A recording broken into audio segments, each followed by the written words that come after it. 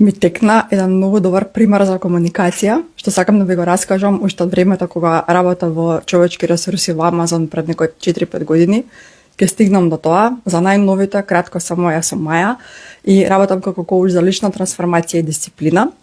Работам исклучиво со жени кои што се паметни, образовани, интелигентни, но се заглавени во самосаботажа, одолговлечување, немање дисциплина, прокрастинирање, ќе почнам од понеделник, емоционална нестабилност и така. Натаму не продавам мотивација, туку структура, идентитет и однесување што носи резултат. Мојата работа не е случајна. Јас сум мајка на Јоана, која што почина на 6 годишна возраст во 2020 година и имаше бројни здравствени предизвици, па така сум поминала низ тежок животен период кој што ме научи на дисциплина, интегритет, одговорност, издржливост, да не заборавам нешто.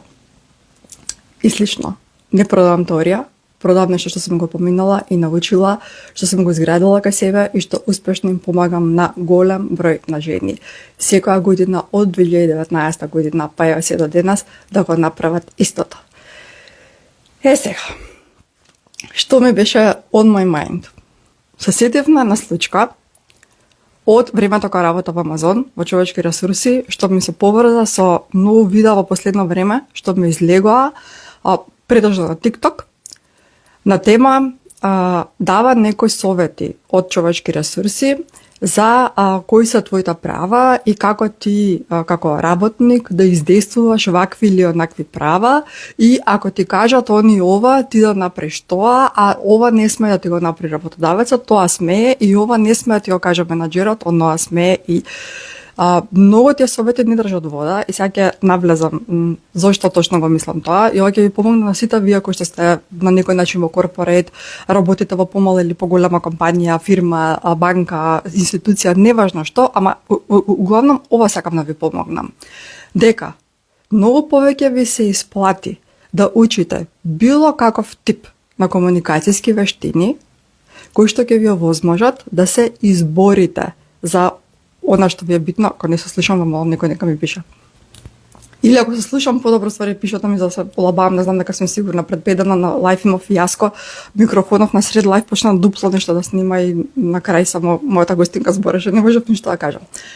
Anyway, многу повеќе ви се исплати да учите било каков тип на комуникацијски вештини, на преговарање, за да издействувате нешто што сакате вие, да добиете нешто што сакате вие, да се извлечете од некоја состојба што не ви е убава и не ви е пријатна и сакате да ја смените, отколку да учите како да им вратите или како да им го забиете на човечки ресурси или на вашите шефови менаџери, затоа што освен ако немате некакви уникатни вештини заради кои што сте многу вредни за таа ваша фирма, компанија, банка, што и да е, тоа ви е џабе. Тоа ви е џабе.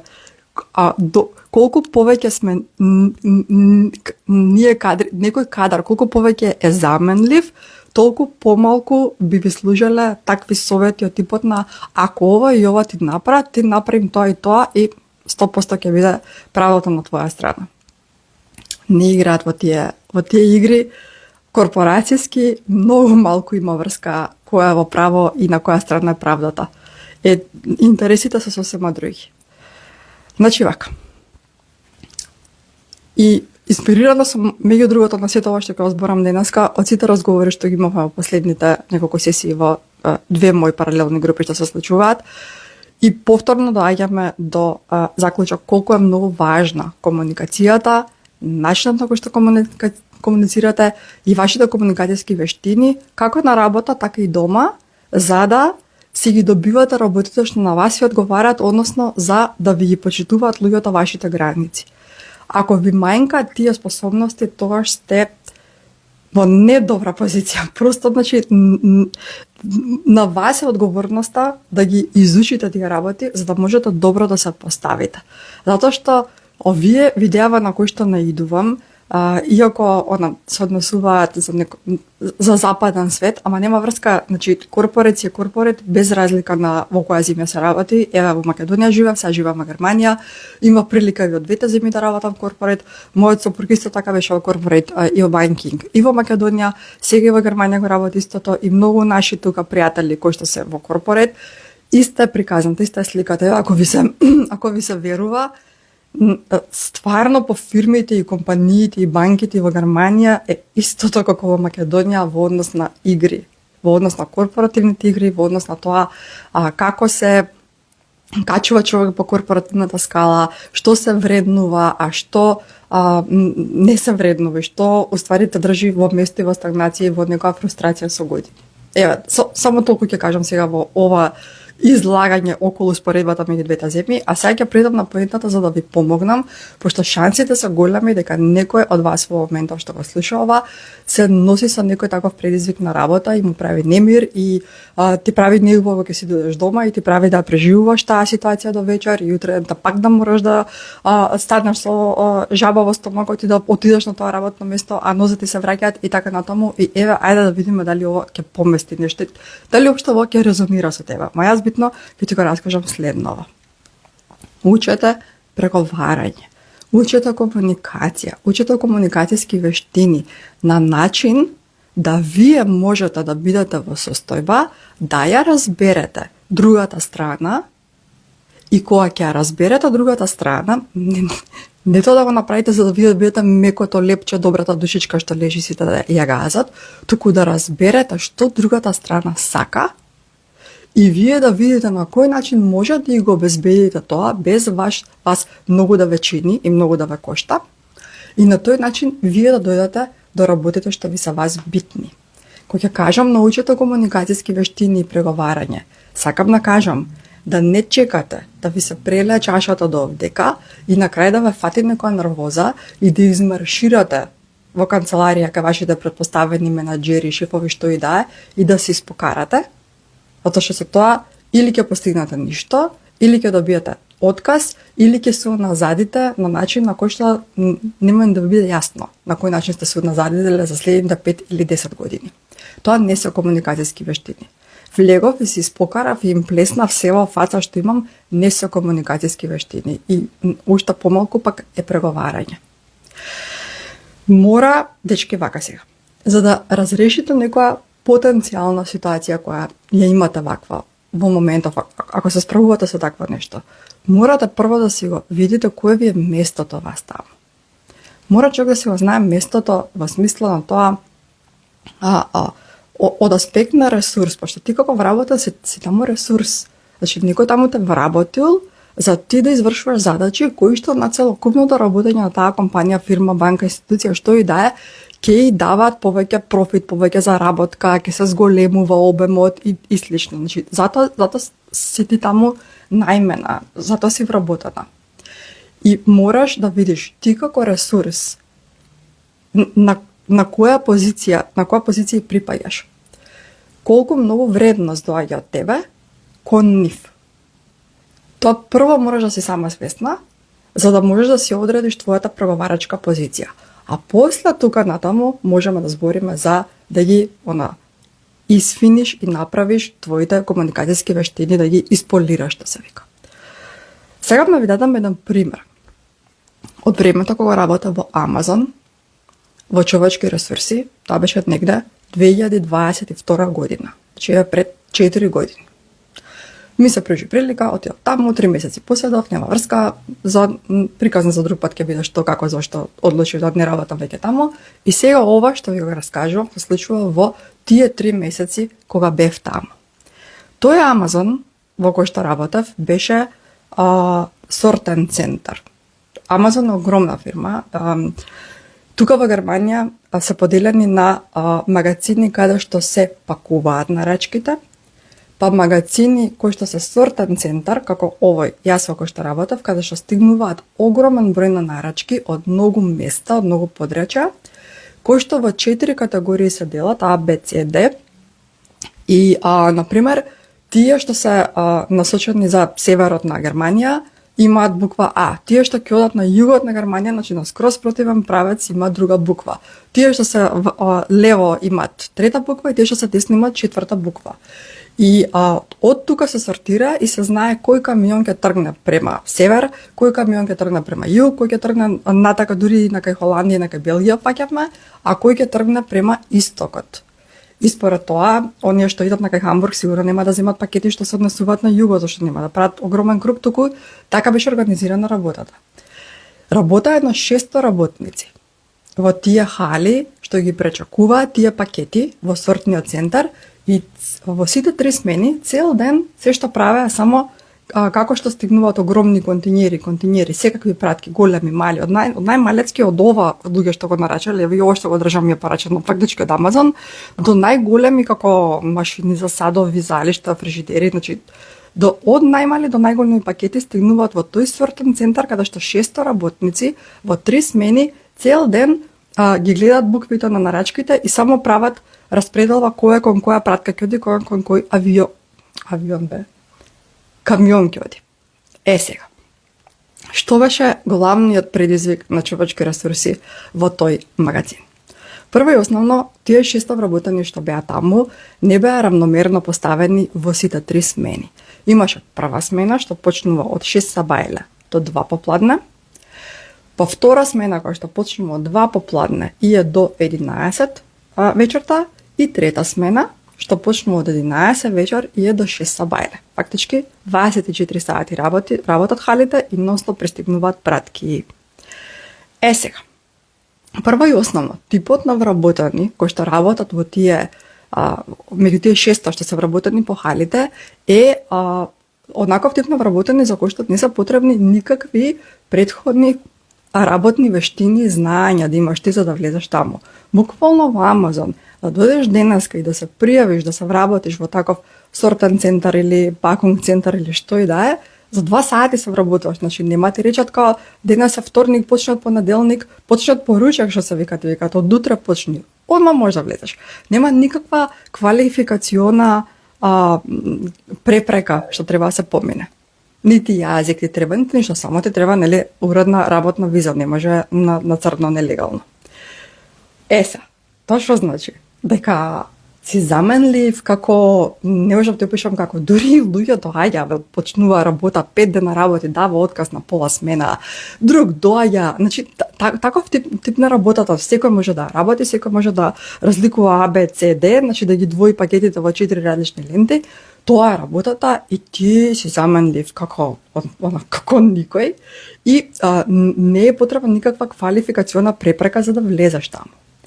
Главниот предизвик на човечки ресурси беше следниот. Тие што работаа во прва смена беа средно задоволни, некој од нив би сакал да влезе во трета смена, ама не нужно, зашто некои луѓе си го ценеа времето и си го ценеа моментот да дојдат рано на работа и да си се слободни во 2 и си од во 2, еве дури да патуваат до негде до 3 си дома и си го имаат цел ден на располагање.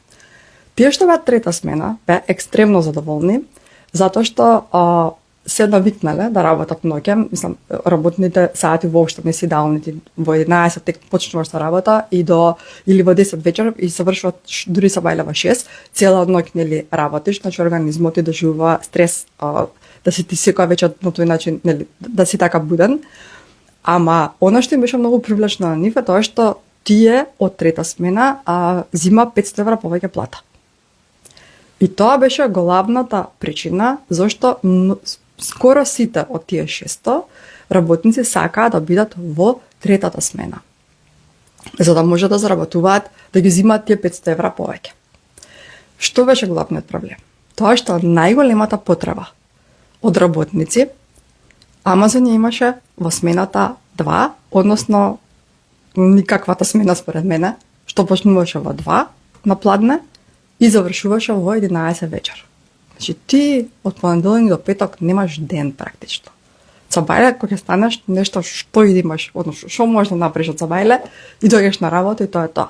И тие што имаат деца на пример, што им се сабајле во школа, може да се ги видат од понеделник до петок, зашто детето ако се враќа од школа во 2, мајката или таткото се веќе на работа во 2 и кога доаѓаат дома мајката или таткото децата више спијат и значи разбирам зошто никој не идеше да работи таа втора смена. Ако запеља, најголем број работници беа ставени таму. И што се случуваше? Во HR секој божи ден стигнува милион писма, поплаки, барања, формални, неформални, потпишани од работници што бара префрлете ме од прва смена во трета или префрлете ме од втора смена во трета. Бајзо тие од втора смена не бара да бидат од сабајле, сите бара да бидат префрлени во трета смена. Ама зошто ги ставаат најголемиот број да бидат во втората? Затоа што на Амазон политиката е сите што нарачуваат.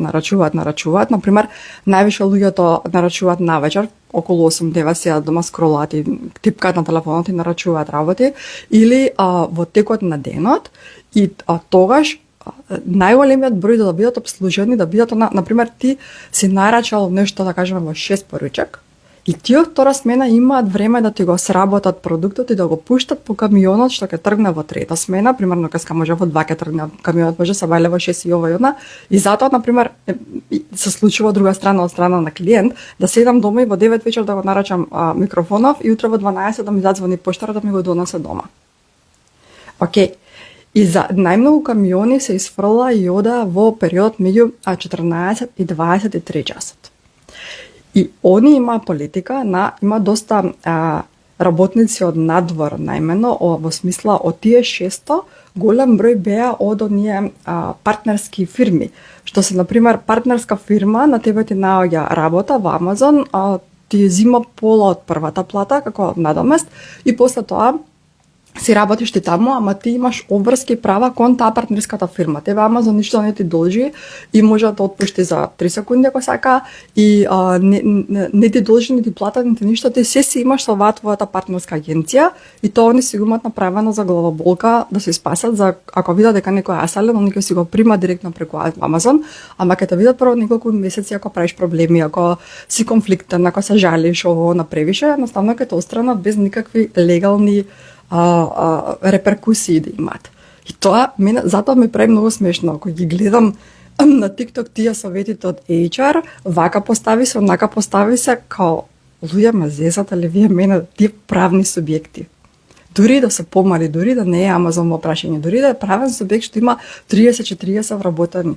Тоа тие собственици се правно писмени до толку за да можат да се заштитат на некој начин, на законски начин, да си обезбедат права помош, прави совети, прави адвокати, каде што не може туку така некој да дојде да ги тужи и да ги сруши заради, не знам, работнички права и така нешто.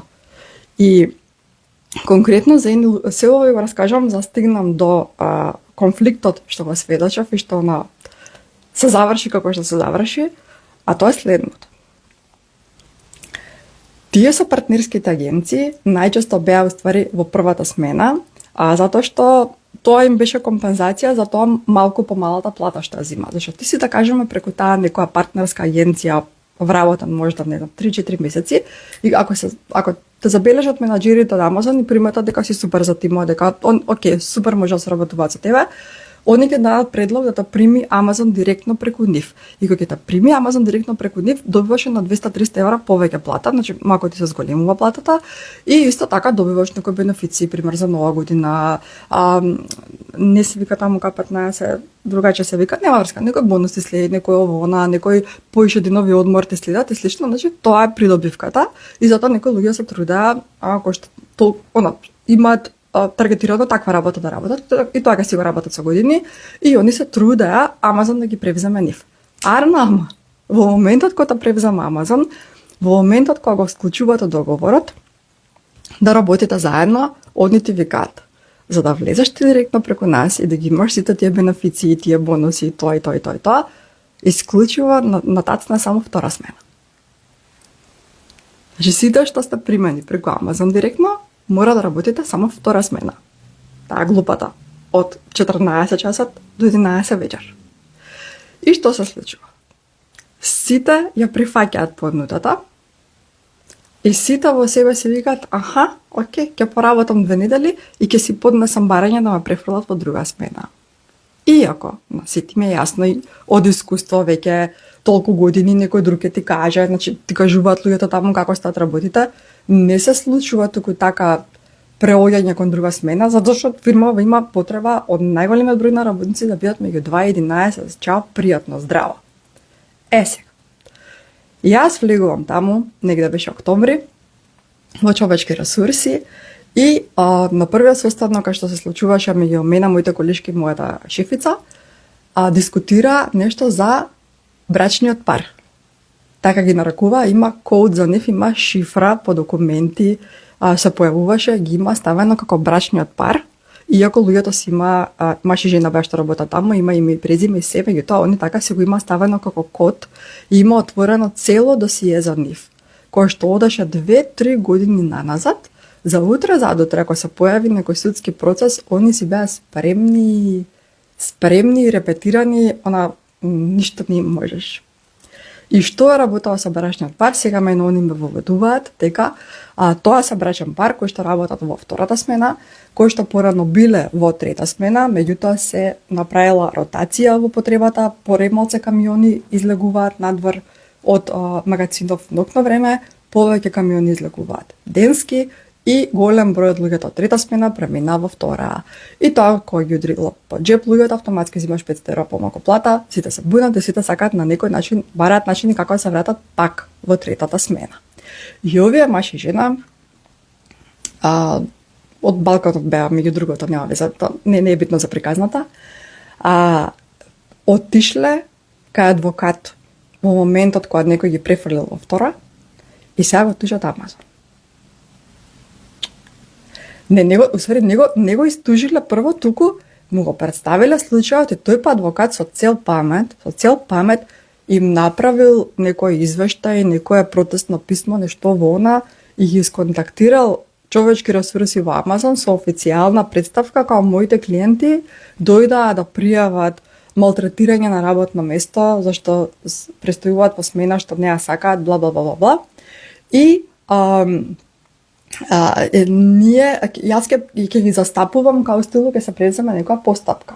И тогаш се отворило досието за нив и ги нарекуваа брачниот пар и се праваа многу составници за кои што овие двајца појма немаат. Појма немаат behind the scenes, не знаат што се случува таму горе по канцеларии и што све зборат претпоставените менаџерите и слично. Кои што имаат свој legal team, не знаете како, значи не можам да ви опишам. И овие не тужеле, нели уште, ама адвокат питно си најмили, сега се знае дека они си дошли, се кажа ние си имаме адвокатот наш ке ве контактира, стварно ни сконтактира, ја бев тука во жижот на тоа што се дешаваше, сите тие 3 месеци, каде што мртви озбилни бараат по легален пат некој да ги врати ни во трета смена. Пошто аргументите беат, деца во ово, некој нема да ги приберат школа едно друго, и они рекоа, окей, тогаш сопругата ќе ставиме во прва смена да биде, а ти мораш да станеш во втора смена и така ќе има цело време некој од вас дома и ќе правите цик-цак. Не, сопругата му била ментално и емотивно, како да кажам, засегната и он морал да ја прави друштво. Они веќе морале да бидат во иста смена и да бидат во трета смена по можност. Па им вика, добра, децава како нокреска како ќе ви ги пази. Они спијат на време. Добро. И им објаснуваат, им дават писмено, им објаснуваат секако, значи не може да ја добиете таа смена заради тоа и тоа и тоа и тоа, и затоа што еве гледате што 60 други луѓе аплицираат секој месец да влезат во таа смена и просто нема потреба, значи не може да ве префрлат во таа смена и вие да седите онака на телефон да се чипкате, нема доволно работа, а овие во втора смена како имаат. И тоа, дечки, траеше како циркус некој, како некоја представа со месеци. Еднаш имаше такви едни како отворени сати, 3 пати во неделата имаше отворени сати, кои што секој може да дојде во човечки ресурси да се каже што има проблем, поплака, пример сте ми скратиле 2 дена од одморов, ливчевов ми стигна, или платава не ми е точна, или значи кој што си има проблем ќе дојде се пожали. И луѓе доаѓаа на сите можни такви отворени сати, се расправаат, се одни и вака така, на крај почна и со некои навреди и слично, и вие онакви се гледаат меѓу себе, менаџери на состаноците и викаат, греа да ја отпуштиме, разбираш, онака, ама се изна џавкалујаво, се изна скока, никаков случај немаат, никаков случај против тоа. И после тоа јас ја отидов од таму и дознав работеле уште година 2, не знам како останале, и иначе кога со мене збори, ја викам, дура, кој толку сте незадоволни. И ако толку онака немаш, не ви е убаво и втора смена не ќе ти слично, значи магазини во околинава милиони има. Тука беа тие некои слични како Амазон што работат како UPS, како DHL, како и не само тие, еден куп други магазини во околината, значи тоа беше во една предградска зона, како кај нас да речеме Бунарџи, кај што такви фирми една до друга еден куп има. Тој си даде отказ дека и не си најдете нешто исто за иста плата, дури може да ви подара плата, сакате трета смена, сакате прва смена. Не, века, мене сега гинат ме фати, јас имам права, јас фатив адвокат, сега јас ќе си го истерам своето. Океј. Тоа е еден од примерите. Што лично го имам видено пред мои очи си има одигрувано, кај што сум видела колку човек може сам да си наштети преку тоа што гура ѕид со глава. Секој просечно интелигентен човек знае дека не можеш да го гурнеш ѕидот со глава. Најди друг начин да го поместиш ѕидот ако толку многу имаш тајна намера да поместуваш ѕидови. Тие двајца луѓе, знаејќи ги јас, знаејќи ја позадината, знаејќи позади кој работи, знаејќи го цел состав позади што се случуваше behind the scenes горе канцелариите, значи кај што беа разни супервизори, разни менаџери, човечки ресурси, legal department, financial department, така натаму, и познавајќи ги таму нивниот мајндсет и што на нив им е битно за да тера работата, се кладам дека ќе успееа да се изборат барем едниот од нив да премина во трета смена, пошто очигледно беше многу битно тука они на стариот приход да си се вратат. И да рече, прво, се изглупиравме со ова со адвокатот и слично го повлекуваме целосно, апсолутно не требаше така да изиграме. Второ, фала ви на можноста да работиме и јас и мојата сопруга заедно да работиме тука во оваа фирма. Ве молам, искрено сакам да ви кажам, не ми е убаво да доаѓам на работа во 14 часот и да се враќам во 23 и така месец за месец, година за година и да немам никаков живот помеѓу понеделник и петок. Дали може да се договориме дека барем е возможно некоја ротација на месец дена. Еве да кажеме месецов ќе останам втора смена, другиот месец ве молам дајте ми трета да работам, третиот месец дајте ми прва смена да работам. Ваков некој сличен муаве да направеа, вакво некоја барање да поставеа, кај што искрено од срце ќе каже она како многу лошо се чувствувам од ден во ден, а не да настапувам со сила, со адвокат, сега ќе видите вие и овај, моите права, кој права во договорите стои на вработување дека они имаат право во која сакат смена да стават, кај што има потреба во таа смена ќе да стават и точка. Многу повеќе ќе добијат со таков пристап да се објаснат, да ги разберат нив. Јас сваќам нека најголем број на камиони ви одат во втора смена, еве затоа не мора 20, ајде едниот, ајде другиот, некако да изнаат начин, него они со сила да рушат некој систем што е премногу голем за нив. Премногу голем за нив. И тоа ми беше онака како и мене потврда на лекцијата што си ја знам дека во преговарање, во кој си имаш работа со било која страна, дали физичко лице карши тебе или правно лице, секогаш мораш да го разбереш кој е нивниот интерес во тоа и што они добиваат и што они губат и мораш да си свесен за твојата позиција тука, за твојата заменливост.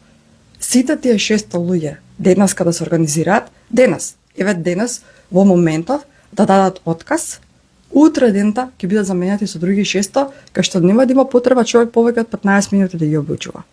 Ни 15 минути обука не треба кога влезеш во тој магазин, само ти требаат сигурносни чевли и таква некоја облека од safety причини, ништо друго и разбирате, тоа не е добра позиција за преговори. Сум го видел ова многу пати друг пат во животот. Значи еднаш бев во едно друштво, врска, да не навлегувам во детали, не важно зашто се работи, битно, дечково, што сакам да го спомнам, во тоа време имаше 28 години, работеше во една банка по Скопје и се кажува како он работел во експозитура и сакал да се префарли да биде во канцеларијата во Централа и не му давале. И кога и на секој неколку месеци кога дошол некој од банка во експозитурава да прави муавет од нив, да ги праша како се што се, како некој предпоставен, и он секогаш викава, ма јас сакам да влезам во Централа, јас сакам, не ќе миша сум тука во експозитура, не ќе да сум на, не знам, тие шалтерите и слично. И еднаш он се скарал и кога зборел со тој менаџерот, му рекол, слушај, ти кажам на тебе, јас не сакам веќе тука да седам и барам да ме префрлите таму, ако не знам откај ќе си дадам. И тоа исто ми беше смешно, затоа што сум работела во банка во Македонија. Мојот сопруг има работено во 4 различни банки во Македонија. Јас работам прво во финансиска институција, таа веќе не постои, после работа во банка. Мојата свекрва работеше во 6-та соседна банка. Мојата јатрва исто така работеше во 7-8 банка. Значи, ние како фамилија ги имавме покриено банките во Македонија. Во смисла, знам позадински како се работи. И знам на кое ниво се вреднувани работниците што работат во експозитура. Тоа се работници кои што имаат услов за да работиш во банка и за да работиш во експозитурите се да имаш и економски факултет и уште по можности јазици, искуство, ово и така натаму. Тоа е различно, например, тука во Германија, каде што во банка да работиш, во експозитура, на шалтер, што и да е, не ти е потребен факултет, потребно ти е само некој како стручно висше образование, што тука се нарекува Ausbildung, и за 3 години можеш да изучуваш, да бидеш службеник од било каков тип, меѓу другото и банка, и за да работиш во банка во експозитура не ти е потребен факултет, а во Македонија ти е потребен факултет.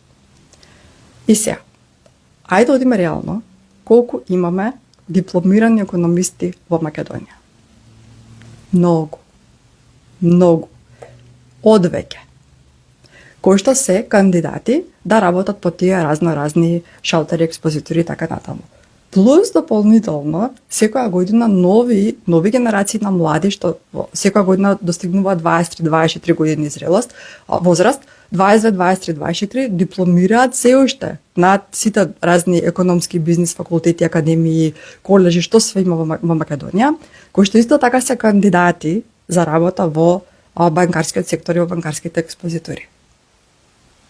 Значи, не си ти ресурс што е редок и баран и преценет и без тебе не може да функционира еден систем и не може да прави пари и не може да прави профит и ти им требаш и они ќе ги исполнат сите твои услови. Не си. Туку се работиш во многу компетитивен сектор со многу конкуренција и сите сте тука како интересна ви тема да погодив изгледат многу економисти овдека. Работиш во компетитивен сектор со вештини што ги имаат многу како тебе и според тоа степенот на твојата заменливост е многу голем. Затоа во комуникацијските преговори, затоа во разговорите во кои што бараш нешто, дали да се префрлиш таму, дали да зголемување на плата, дали менјање на позиција, дали менување на сектор, дали да ти одобрат некоја обука, некоја нешто. И требаат подобри комуникацијски вештини и подобри вештини за преговарање. Да научиш како на нив да им објасниш зошто е тоа вредно покрај за тебе, исто така и за таа организација. А не со сила, не со ароганција, не со абе му го плеснав му кажав, зашо бре, леле, ти кој ќе му го плеснаш и он веќе вечер нема да спие.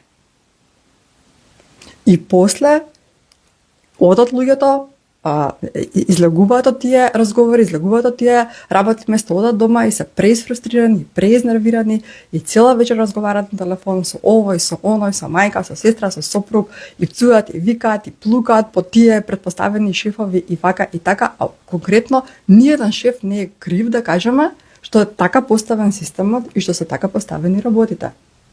И што поголемиот дел од работната сила во моментов е потребна да биде насочена таму и таму. Подобро е енергијата да се насочи, ако видите дека какви вештини да имате комуникацијски, вие не можете да победите, да го излечете своето, и какви преговарачки вештини да имате и гледате дека не бива, никош нема да ги добиете работите за кои што се борите, многу повеќе ви се исплати, другари. Вашата енергија да ја насочите кон учење на сосема нови вештини, што ќе ви ја зголемат вашата лична вредност и ќе ве направат вас повреден ресурс. Колку повеќе вие знаете да дадете од себе и да направите за некого да го услужите или да произведете нешто, да произведете поголема вредност во нешто, толку полесно ќе ви биде да ги добивате работите низ разните преговори што ќе ги правите на било која инстанца. Крај крајава, дали вие знаете дека постојат извесен број на инженери, 5, 6, 7, не знам колку се, кои што Microsoft ги плаќа 3 до 4 милиони долари годишно за да не работат.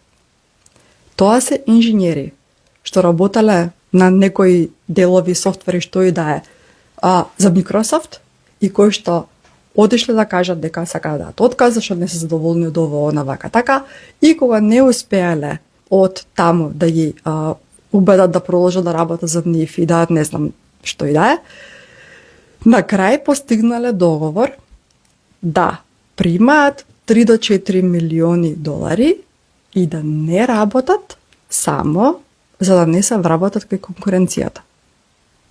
Само за да не отидат во Apple, во X, во кои да се другите конкурентски фирми. Кој тоа го може? Јас сигурно не би можел.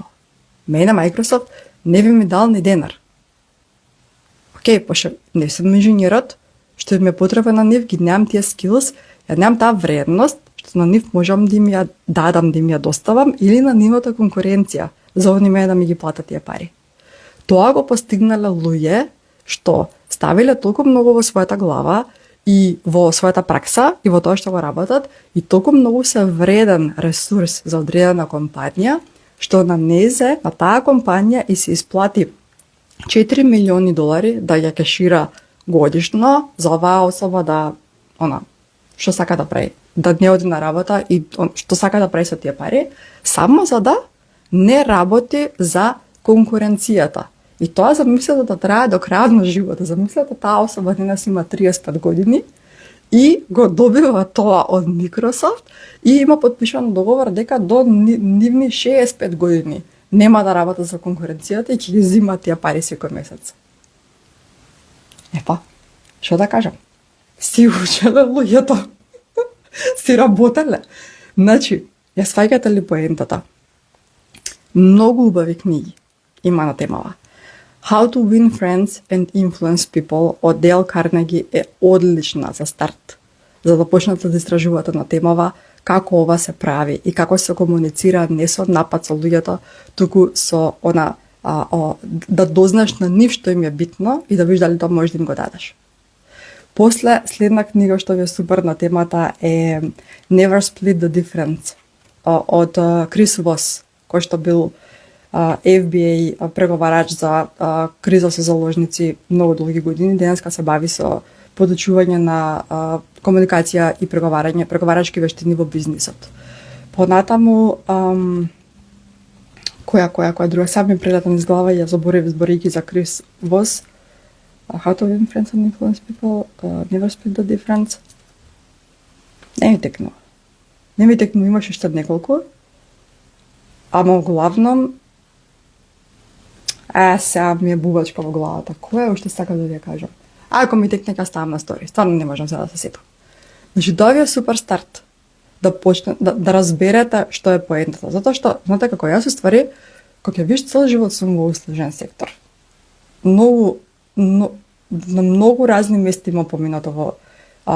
Прво додека студирав работа во кафичи, во Охридин момент на лето работам во пицерија, после тоа работа во финансиска институција по банка, во банка која работа поминав извесен број на години во експозитура, па после бев и во централа, значи и тука сум работела во услужен сектор, на различно ниво, меѓутоа сепак е услужен сектор. Сега работам оваа работа со луѓе и така натаму. Немате појма, значи овие behind the scenes информација. Сите мои колеги што сум ги имала и по кафичите, и по рестораните, и во банка. Немате појма кога ти доаѓа странка од другата страна, дали е тоа муштерија во ресторан или ти е клиент во експозитура што дошол да плати струја или да земе плати или што и да е. Колку многу пати сум го видела моментот да мој колега или јас сме можеле да завршиме работа за многу кратко време. Или, покрај тоа што би можеле да завршиме работа на таа особа, сме можеле да ги додадеме вредност, да ја направиме нешто плюс, што за незе ќе има многу вредност, а нас нема ништо да не кошта. И не сме го направиле тоа. И колку пати намерно не сме се потрудиле околу некоја услуга, кога сме добиеле од другата страна некој со нула емоционална интелигенција и нула комуникацијски вештини за преговарање. Кога сме добиле нека особа што буквално навлага и као лупа со нога врата да отвори и тука се поставува као шериф и сега чека ја, леле, Леле, вие не сте свесни ако некоја што сте го направиле, или ако го имате во себе, или ако сте од тие луѓе што само оди и се кавга по шалтери, по кафарни, по ресторани, вие не сте свесни колку многу пати намерно сте добиле лоша услуга и уште толку намерно некој ви изнервирал, а сте можеле сами да се испровоцирате искуство на услуга скроз различно што ќе ви го направело денот. И тоа реално го имаат како моќ сите луѓе кои што даваат било какви услужни кои што даваат било какви услуги, не збориме за конкретен производ.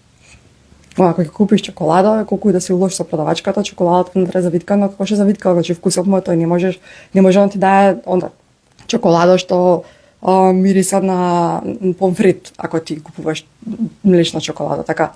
Меѓутоа, имајте предвид, дечки, одите цел ден по шалтери разни, по пошти, банки, кафичи, ресторани, многу повеќе ви се исплати за да ги добиете работите, да добиете и екстра, и уште поубаво тоа што мислите дека ќе го добиете, да имате начин на комуницирање кој што ја разбира другата страна.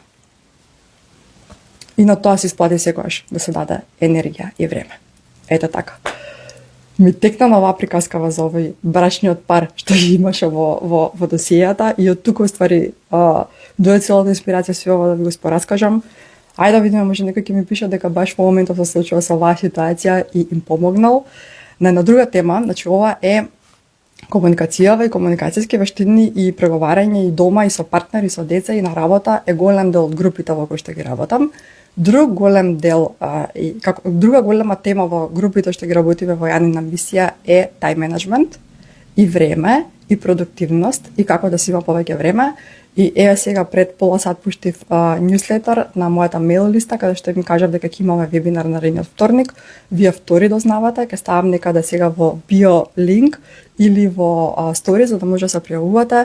Бесплатен вебинар во вторник на 26 мај со тема како моите клиентки добиваат 10 плюс слободни часови време во неделата и како ти можеш да си ги вратиш 10 часови во неделата плюс кои што може да се ги искористи за што сакаш ти.